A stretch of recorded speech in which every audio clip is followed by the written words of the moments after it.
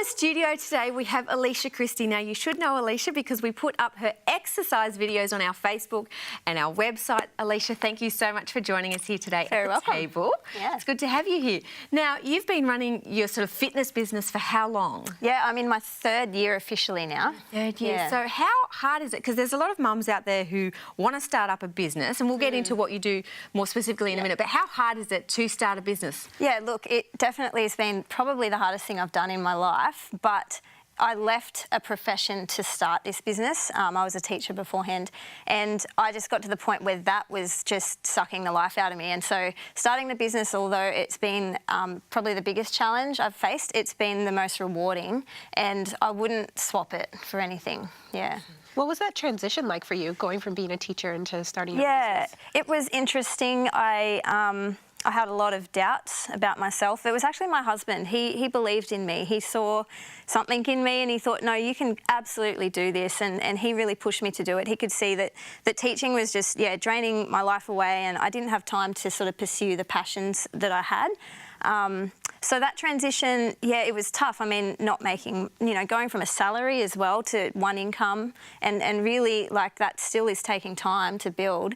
So it is hard, and you really have to have a lot of self-determination and belief, and just sort of not kind of look at your current situation and get all down about it, but just keep the eye on the prize, keep looking forward, and remember, the whole purpose why I got into it, I guess, is because I'm passionate about helping people.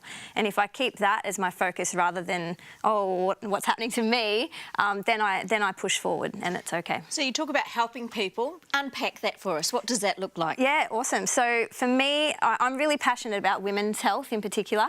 And, myself and other friends I know, we're busy, right? Life is just hectic. And something that I've noticed over and over again was that a lot of women and mums particularly just don't take time for themselves. They don't invest in self-care, and their self-worth is actually really quite low.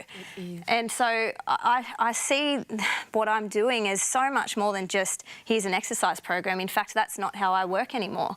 So I did PT, but now I've sort of branched into more holistic health coaching, because it's about changing how you think about yourself more than anything. So, for me, helping someone, I could see someone go from not being able to do push-ups to doing 10 push-ups on their toes, and that's awesome. But what would make me even more stoked and just feel like I'm winning at life is if I saw and helped a lady go from feeling a 4 out of 10 about herself to even an 8 out of 10. Wow, that's awesome. That to me is way more fulfilling. So what does that entail? Like, what else do you actually coach them with? Yeah, sure. So I'm actually trialling at the moment an online program that actually goes through mindset, food and movement. And so the mindset stuff really comes down to just some coaching techniques that I've learnt, but it really comes down to understanding where your worth and value comes from, and not letting it come from what we do or what we succeed or fail at, but rather just who we are, and innately having that internal value and worth that, we're on this planet, there's no other person like you or I. We're here for a reason. I believe that God created us each uniquely, individually, and so, we've got a reason for being here. And so rather than, just thinking we're worthless because we're sucking at being a mum, or my business isn't working, whatever. No, like, if I wake up and just remember before I step into any of my roles, any of my hats, that I'm a 10 out of 10 already, because that's how God sees me, then I can come into that and not be as fazed if things go great or they don't go great, because my values are already determined, if that makes sense. Yeah, it does. And you're so right. Like, when you're a mum, you sort of pour everything out into all these little kids and your family and managing that. You really do forget about yourself, and it's so hard to get off that couch and do something and feel that mental motivation to do it. Yeah. It's really hard, though, because, you're saying that, before I do anything, I think of myself as a 10 out of 10. Now, I like to think that I've got pretty good confidence of myself, but I would never. That's high expectation. It is, right? And sure, we may have days where we don't feel, emotionally like a 10 out of 10, but if we start to just train our brains to start thinking of ourselves not as we are, but as we can be, and through our potential, what we have the potential to become, even if we're not there yet, we're going to move so much more forward and have a better outlook and positive mindset on life, rather than, just being down about everything, you know what I mean? So yeah, of course, like I don't feel like a 10 out of 10 every day. In fact, this is a journey I'm on myself, and even just, you know, a few months ago I was feeling like a 5 to 6 myself, and I've started to just implement some of this daily mindset habit making of replacing those lies or those limiting beliefs with truth about myself, and just starting to actually, you know, put that into practical practice throughout my day when I feel like I've, you know, made a mistake or something, and just trying to remind myself, okay, instead of feeling like, oh, I suck right now,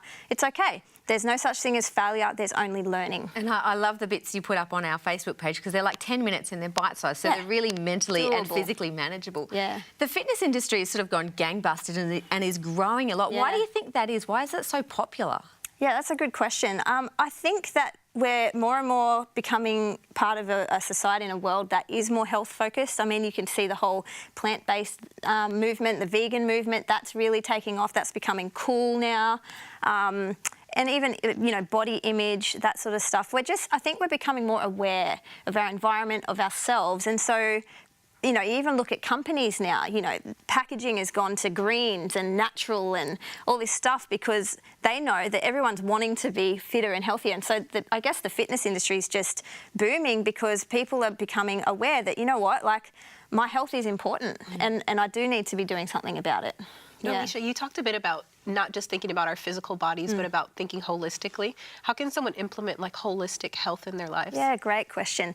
So I think that it really comes down to firstly just going, okay, like, what makes up my life? You know, what makes up my time? I've got relationships, there's financial issues or topics or things that are happening. There's my physical health, my mental and emotional health, and my spiritual health. So, you know, even the World Health Organization has recognized that we're holistic beings, you know, physical, mental, social, emotional, spiritual even. And so I guess it's going, okay, so health in one area doesn't equal health in every area. So I guess it's kind of breaking those areas down and going, how am I going in each of those areas? And then going, okay, what's one thing I can implement to improve in this area? And, you know, life is all about finding balance, but do we ever? I don't know. No, we try. We try. But I think it's just going, okay, well, you know, we can always improve ourselves, and looking at, okay, what can I do in this area, and not getting overwhelmed with it. I think just taking simple, doable steps is the way.